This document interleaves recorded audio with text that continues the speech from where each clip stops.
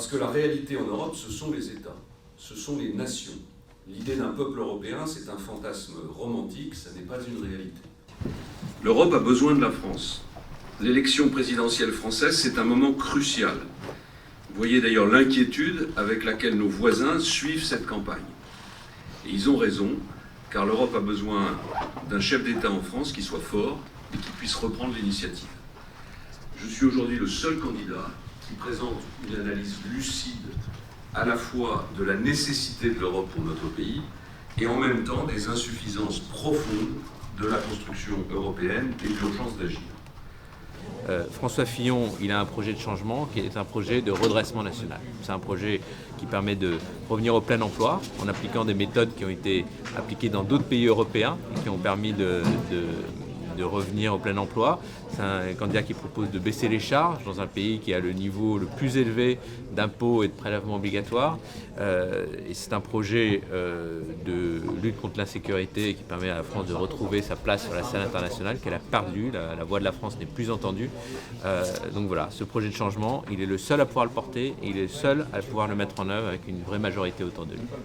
Moi, je pense que ça parle assez bien et du candidat et de son projet. C'est un bon slogan de campagne. C'est quand il caractérise un slogan qui caractériserait qu'une posture, que l'homme, il manque quelque chose. Et il se trouve que celui-là, son projet est volontaire. Lui est volontaire, il ne manque pas de volonté, et son projet aussi. C'est-à-dire qu'il a une ambition et une volonté, donc c'est un bon slogan. Et puis il y a le mot France.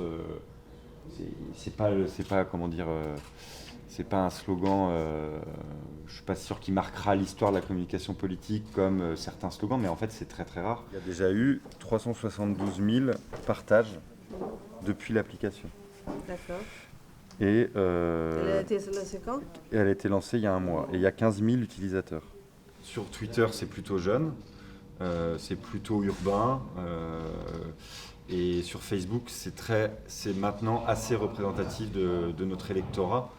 Et il y a des groupes Facebook de plusieurs dizaines de milliers de personnes, par exemple, où il n'y a que des retraités. Et nous, on leur fournit des contenus.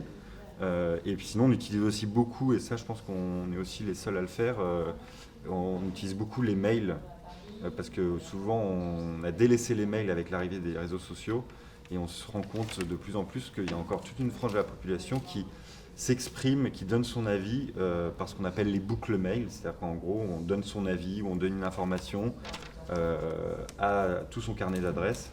Et c'est des choses, on se rend compte pour l'avoir un peu essayé de le mesurer, qui sont beaucoup plus efficaces et qui se propagent beaucoup plus vite et beaucoup plus sérieusement que les réseaux sociaux.